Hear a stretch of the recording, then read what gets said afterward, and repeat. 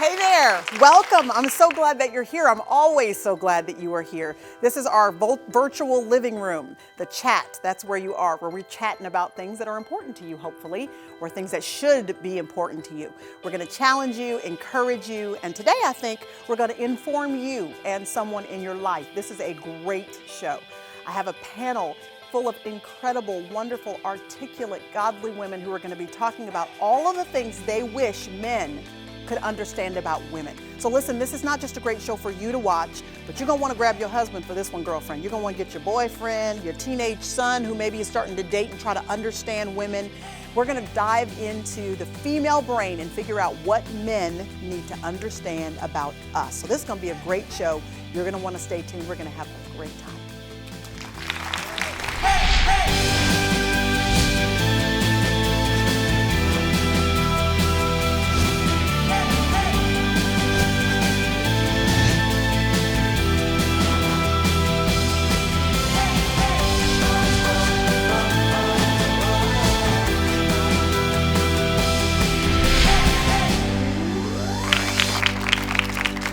Hey there, welcome to the chat. I'm so glad that you're here. This is our virtual living room, and I'm glad that you have joined us. I hope you are pulling up a chair or getting snuggled up in your bed, wherever you are. I pray that you will stay tuned in because we're having a great conversation. We've already had part one of the conversation, so if you haven't seen part one, you need to go back and start there. This is part two of a great conversation. I have an incredible panel of women that are joining me to help men understand what they need to know about women, about the women in their lives, their wives, their girlfriends. We're changing relationships today. That is exactly what we're doing. And to help me do it are some incredible women I want to introduce to you. This is Patsy Claremont and Nicole C. Mullen and Angie Smith and Annie Downs. Would you please help me to welcome them? All right, we've been having a good conversation. And I just want to keep the conversation going right where we left off. I think we kind of left off on a theme about leadership in the home. And we touched on, Nicole, you touched on just a bit about how, we sometimes have to jump in there and lead maybe in Bible study with our kids because their husband isn't necessarily doing it. How in the world, help us to figure out how in the world we need to let our husband lead when there are some things he maybe just isn't doing. Give us some perspective on that, Patsy, married 51 years. Yes, exactly. Somebody asked Les, what is the key to 51 years of marriage? And he said, she travels. So I'm not sure I've got the answer. I'm a feisty kind of person, and my husband is as well. So it's been an interesting 51 years with lots of static at times as we've had to work things out. And when it got really, really hard, we went in for some help so that we could learn how to individuate because we married as kids. And when you marry as kids, you grow up childish. So 1 month he'd raise me, and the next month I'd raise him. Okay, but wait a minute. You just said something, before we even get to this leadership thing, you just said we went in for counsel. I think there are a lot of men in particular that are adverse to the whole idea of marriage counseling. So it took us 25 years before he'd go in. Okay, Does so that help? how do you encourage a guy that's watching right now? He's trying to learn how to better relate to his wife. How would you encourage him about the importance of being okay with getting some counseling? Yeah, I think it is innate in the man's heart to be a lion. And so he really growls over the thought someone else would try to come into his pride. So this is what I did in my home when Les and I kept hitting the same wall over and over. There was just one topic, we couldn't get past it, we couldn't resolve it. One day, out of desperation, I fell to my knees. I cried out for God to intervene in our behalf, and he left. He just went right out the door. And a little while later, he came back, and he said, I'm ready. Let's go for some help. And so he told me to set up the appointment. I called, and the counselor said, oh, I don't work that way. will you come in separately at first and then I'll bring you together? He makes his own appointment. I said, I've been working on him 25 years. He just finally said, yes, you're messing it all up. She said, that's the way I work. So he came in, and when I said, you have to make your own appointment, he was kind of upset. And I said, you can't blame me for this. Yeah. And I said, it would be really too bad if I go and I learn all sorts of things you don't know. Yeah. He said, where's the number? And we went together. Okay. So when we talk about taking the lead, which even you just brought up with him having to make his own phone call to set up that counseling session, what do you say to a guy who's watching right now and doesn't really recognize the importance of stepping into that leadership role? Because it is hard for us not to step into it for him. If he ain't going to be in that role, somebody's got to. And so we feel like we have to do it. What do you say to a guy who's not quite sure about the importance of leadership or feels like he's not equipped to do the Bible study with the kids or something like that? I say take it one step at a time, in one area at a time. I'd say not to try and turn, not that you're turning everything over, because he should be the leader. But there might be a hesitancy because he feels inadequate. So you may have to start with, okay, well, honey, you're better at numbers than I am, you know. Will you do the checkbooks? Because I'm not really good at that, you know. And you encourage him in that. And if he makes a mistake, don't mock him. You know, don't chide him as if he was a child, you know. Just, okay, I'll help you. Like, okay, well, we do without bread this week and food, okay. But, you know, but I'm still here with you, honey, you know. So you may have to encourage him until he gets more confidence and better at it. So give him room to lead. Give him room, yeah, room to lead and room to grow. What do you think it's doing, though, to a wife? What does it do to a wife or a woman when her husband doesn't rise up to that role? What does a man need to know that it does to our, just to the way we feel about ourselves, the way we feel about our home, when our man isn't rising up? Even as a single woman, I want to ask you this, because when you see guys around that are supposed to be potential mates for you, and you watch how they are not necessarily leading in church or trying to rise up and be who God has called them to be and follow his plan for their life, how does that make you feel? What security or lack of security do you sense because of that? I think it's interesting because what we deal with as singles in that you can't wrestle through because there's no commitment. So once y'all are married, you get to say, I think, you get to say, okay, I'm going to work. We have the rest of our lives to figure out, how do I let go and let you lead into it? And when you're dating or when you're doing whatever else, the hanging out business we do, it is hard to figure out, how do I let him lead us, and how, do I need to do that yet? And okay, so Annie, let us have it. Tell a single guy right now what a single woman is looking for. Yeah, I think a single woman is looking to be led. I do think that's true, and that's probably not really a super popular thing to say, but I think that single women are looking to be to partner with someone who will help direct the train. I think that's true. I mean, I think the single girl, I lead a small group of college girls. I have a lot of single friends, and we all are looking, when we look at the single guys, we look toward the ones who, they don't have to be standing up at church, but are they standing up in their life? You know, like, they don't have to be leading worship, but do they worship? You know, like, we watch their lives and go, yeah, that's a good man.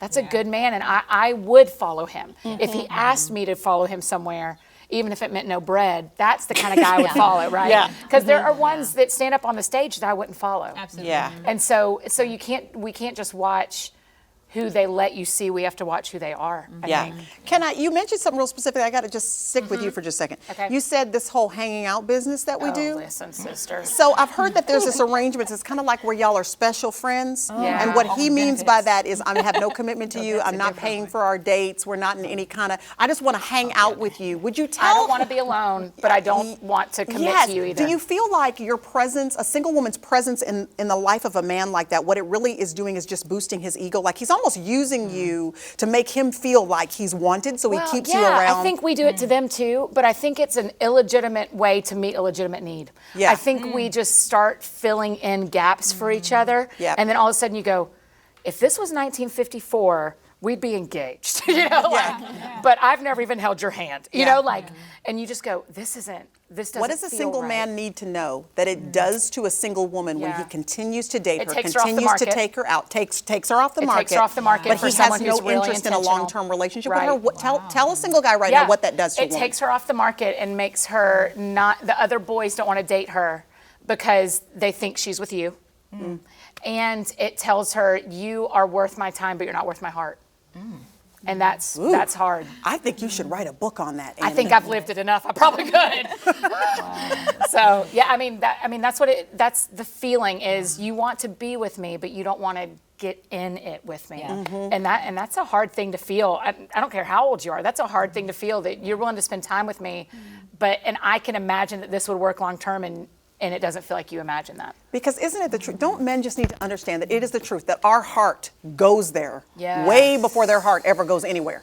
I and think so so. the longer and the more we're spending time with them and they're spending time with us and calling us, it just, it pulls it. And so once they're done. It's every Hallmark movie after the second phone call. You're just like, this is it. This is going to be so cute. We're going to meet on the baseball field, right? I mean, like, it is, it is all that. We go there because I go there because I long for that. I long for that friendship to turn into that relationship. And so I will fall trap into the friendship, hoping that it goes there when that was never promised to me in the first place. Yeah.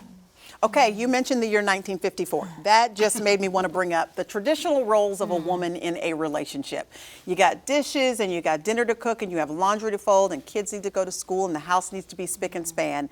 I want to know how you all feel about traditional roles in a marriage relationship, in a male-female relationship, and how you feel about your husband's involvement and participation in those particular activities in your home.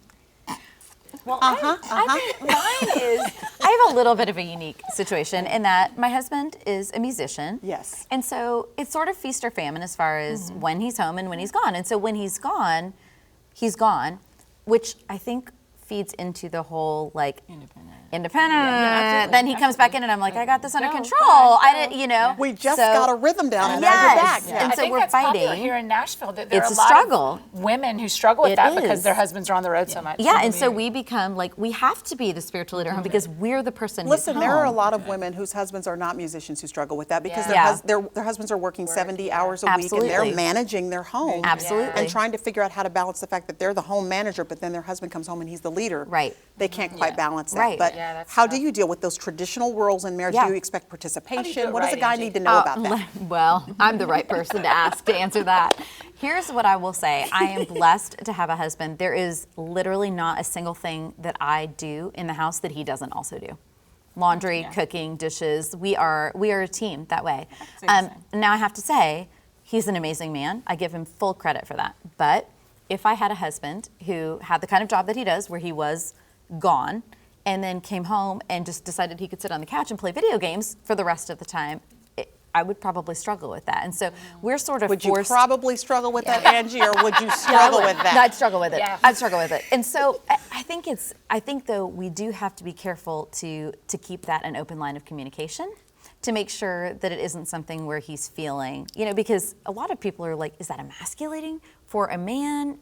Like we have to have that conversation, but we also have to have and this is kind of where my heart breaks, is that I feel like I'm not doing something right if I'm not doing everything. Yeah, I and kinda so do too. there is, Yeah. it's a both sides kind of thing. Some people would go, well, it's not manly for a guy to be folding laundry or whatever. And it's like, yeah, I'm like, I don't know You why. know what? It's very not only manly, it's sexy. Yeah, that's the key word to get your husband. That butters us up real Yes. good. So that's what the men at home need to know right now. If you want to butter your Yes. wife up, go fold. That's Go fold. yes. Who is that?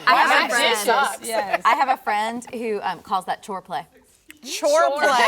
Oh, Lord, that is funny. I like that. I like that. Chore play. There are busy women like you and I who normally have our schedules so packed and so filled every moment of the day that we are running on fumes, completely exhausted because everybody's just too flat out busy.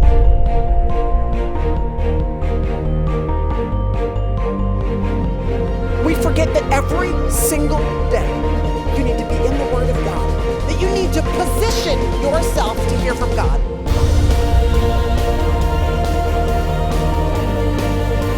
You need to come expectantly to the Word of God. Come with your eyes and ears open, expecting to hear the voice of God.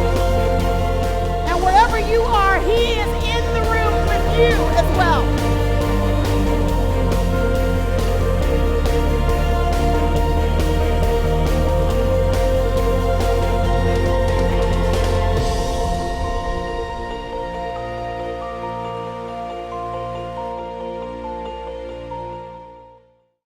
What will happen when we have churches that really let the word of Christ dwell in them richly? What will happen when we have teenagers and children who really let the word of Christ dwell in them richly? We think marriages are going to be healthy.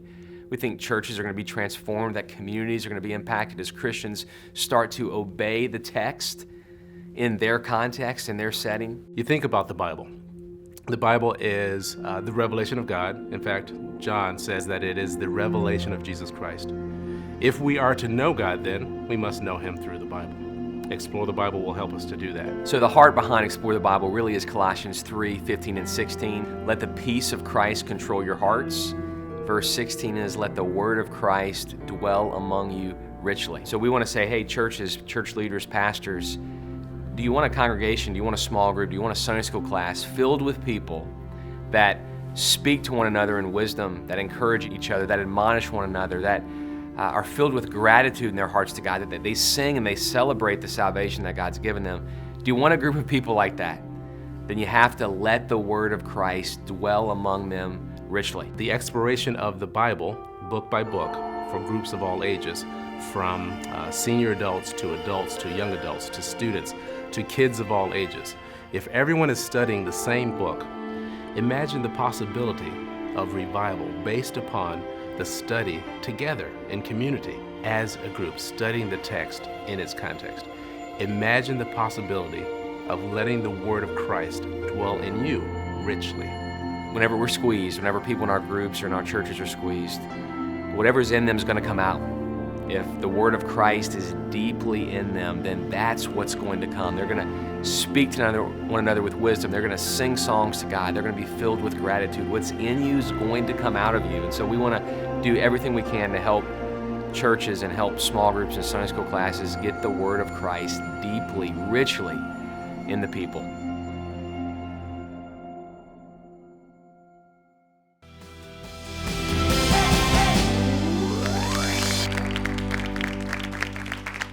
Okay, Miss Patsy, you got some wisdom for some guys out there that are watching and are wondering how they're supposed to fit into, or maybe they don't do much in the traditional sense in their home. Their wife does that, and there's no problem with your wife serving you your meal. I enjoy fixing my husband's plate for him when I get that opportunity, but maybe he's just soaking it up too much and not participating at all. What would your, because you've been married 51 years, you got to have some wisdom for us. But I married a guy who does everything I do. He does it all with you. Oh, he jumps Okay. right in. It doesn't bother him at all, and I think it makes him look even more masculine. And, yeah. Hello. Wash that dish You wash that dish. and dry that pot and pan.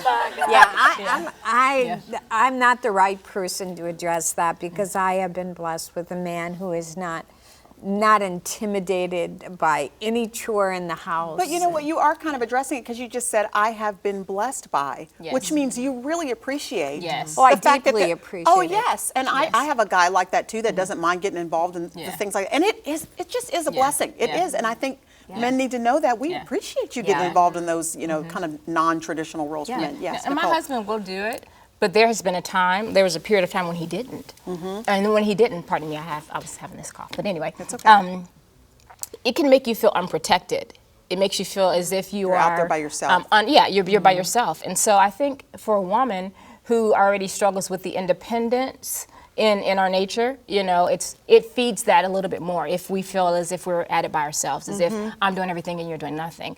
And we would have these conversations. I mean, back in the day, a lot of them. And I would say now, my husband, he will wash clothes, he will do the dishes, he can cook better than I can cook. Thank you, Lord. The whole nine, so there's nothing above him, or beneath him, I should say, to do. And so, but before, it can build that wall, and it can build resentment as Yeah. well. Yes. To where you feel like I'm doing everything, but you're able to sit there. I mean, we still have these conversations occasionally. You Yeah. know, I don't really have the luxury of, coming home and just sitting on the couch and watching Yeah. another football game Yeah, and like men another. need to, I don't have that luxury. Men need to Yeah. understand that we're tired too, actually. Yeah. Like we actually are tired as Yeah. well, and we would love your participation because the kids still have to get bathed. Yeah.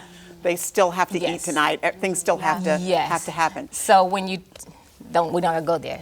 Yeah, we don't go there now. I'm just saying. I think we're I'm just getting ready to go saying. there. I'm just saying. So then I'm I'm saying, tired. Miss Patsy, you are tired. I'm tired. There are other things that don't could hate you, I'm happen tired. that won't happen That's exactly right. because we're exhausted. So what we're saying is it benefits you, young man, to wash the dishes. Wash that dish.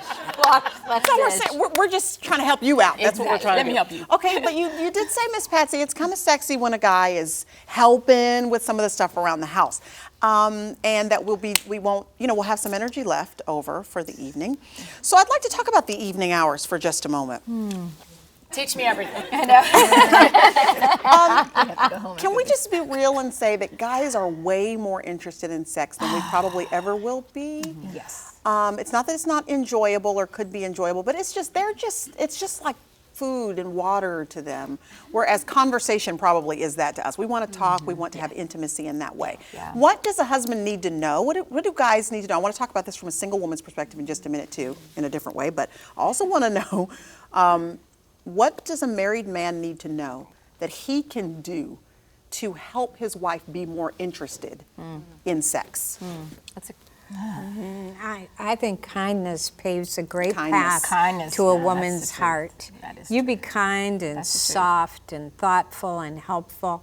Woo, honey. That's all I can yeah, say. you're right. 'cause all you you can need. look like Boo Boo, and if you're nice and kind, Boo Boo can be cute all of a sudden. I'm just being honest. Yes. But if you're mean and you look great, then it's just Yeah. unattractive. It's just not attractive. Do you feel that it's hard to, when you see a man put on this exterior that is friendly and kind and alert and attentive to the people at his office or the folks at church, and then he's kind of shut off and not responsive and seems uninterested in you and in the home? Do you think that's one of the major turnoffs Yes. for you and I having a relationship later on tonight? Absolutely. Yeah. Yes. Yes. Absolutely. Yeah, I'm looking for someone to come up with a solution, is what I'm asking for. How'd you look this way? I'm so, no, it's not you. You don't have that solution. Keep watching Downton Abbey in your evenings. Okay. No, I think for me, it's like, I don't, and this is just my own, again, this is my own little personal thing. I love you, Todd. I think there is something to me, and this is just my own struggle, that when I feel pressure to do something, my personality kind of like pulls back. Yeah. And if I just feel like it's this constant, Yeah. and I know that it is. And so that's something that we all have to kind of work through. But just by the end of the day, it's, but the end of the day is not the only time. There are also other times. So, it may just be something. Microphone, speak right in. And I think, like you said earlier, we don't go around for the most part. Now, some women do, but I don't think we're consumed with it throughout the No, day. exactly. It's like we're not stimulated by our sight. Yeah. And sometimes it may be a good thing. Sometimes, you know what I'm saying? I Yeah. mean, but guys, that's how they're wired. How do they stimulate us? How do they cause us to be interested and intrigued with what is important to them? What would you say that a guy needs to do and know about his wife that will cause her to be intrigued by that? Wow. Ooh. You haven't answered anything, Priscilla. I'm the interviewer. I want that gig. It's my show, honey. I get to not answer questions. We got to go home and see these men. My husband's kind of sensitive. I'm just saying. Come on. What does your man have to do? What has happened during the course of a day that by the time you got to the evening, you were like, I am ready? No. That's a good question. I think we're right back to the Yeah. being Kindness. kind. Being and kind. Kindness is huge. being It's huge. helpful and it's huge. just the thoughtfulness when the thoughtfulness comes Yep. through. Yeah. So it's not necessarily the big things, like you said earlier, just simple, Yeah. Yeah. that you're conscious of us, that you care, that you're listening when we're Yeah. talking to you. All of that connection throughout the day builds the Yeah. foundation for later on, whenever later on Absolutely. is for you guys. And too, that I know that your affection for me is single. You know what I'm saying? It's not leading to somewhere else. No, that too, and then at the same time, it's not all through the day. Through the day, your eyes are roaming. I don't want to have to doubt that you're wanting me and you're wanting everybody else. You're wanting someone So else. there's that you a just difference want it. between Like wanting satisfying sex that- and, and wanting wanting to me be with my wife. absolutely, That's good. absolutely. That's There's a good. huge distinction because sometimes you good. just want sex, but it has Right. nothing to do with me. You could, you know what I'm saying? So if I feel like that it's personal, it's a lot more personal. If I That's feel a like really it's just good- it that you want, then Yeah. it's like then you can do it with. You know what I'm saying? You Yeah. can get in trouble, but I'm not. You know. You would be in big trouble. Yeah, you know what I'm big saying. I'm trouble. just saying. Yeah. But yeah, But yeah. it doesn't feel like it's they're pursuing Yeah. you. No, It's just exactly. like a need Absolutely. instead Yeah. of, which I think because it is that way for guys, their thought process isn't what are all the steps that I have to go to. It's just kind And I of think they need to know that what it does to us when there's just sex without intimacy, without any relationship, without that personalness that you were talking about, we just kind of feel like a piece of meat. Yes. Because a guy can have an you argument with you and still want to have sex. and we don't That's exactly think right. absolutely No, it's off limits. Everything's done. It doesn't It's even make not sense. for Patsy. Doesn't make sense. Okay, It's not for Patsy. Patsy has her own theories. I definitely have something to say here, girl. Okay, all right. Yes, ma'am. And it's just this, that if there's just constant tension, you're fighting, you can't get a resolve, then get naked. Because there's something She about... told me this about 5 years ago, too. You know why? There is something about There's this. something about the vulnerability in that, and also it's a distraction from You think? Pretty soon you forget what you was arguing about. I bet. Oh my goodness. And you think, okay, you're right. Let's talk about this. It just helps Wise settle counsel things for down. the day: get naked. That's not your counsel. Noted. That's not your counsel. Annie, I do need to ask you though, from a single woman's perspective, what does a single man need to know is important to a woman in terms of her sexuality and staying pure? How does he assist her in that? You know, it's just so hard. It is so hard because culture tells you that that's not worth holding on to much anymore. And so I think a single guy would need to know that that's still important. If you want the kind of woman that he probably wants, that's important to us.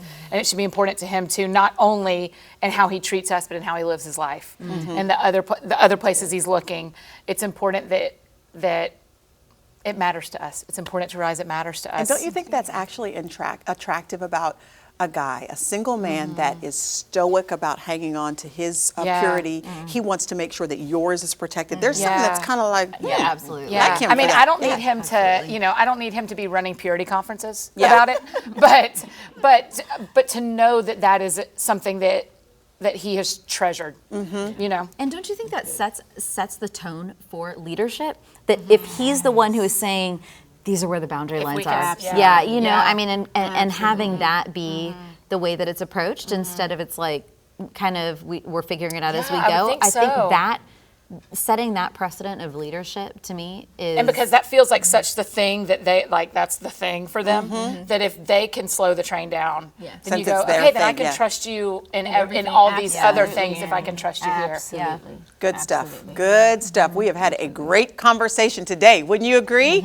A great conversation. And yes, thank all of you guys so much. I'm so glad that you guys are here, and you are going to want to know more about what each and every one of these ladies are doing. Remember, we had a part 1, so that conversation you need to go back and see. This is part 2 of a conversation that we've already been having, and every single one of these women in their own right has something that they need to share with you in their books, in their music, in their speaking and teaching. So would you please click on the links below, because it'll take you directly to them so that you can find out more about them. Follow them on Twitter. They are wonderful women filled with wisdom for single women and married women alike. It has been a joy to host this conversation, and I want you to help me to thank these incredible women for being here today.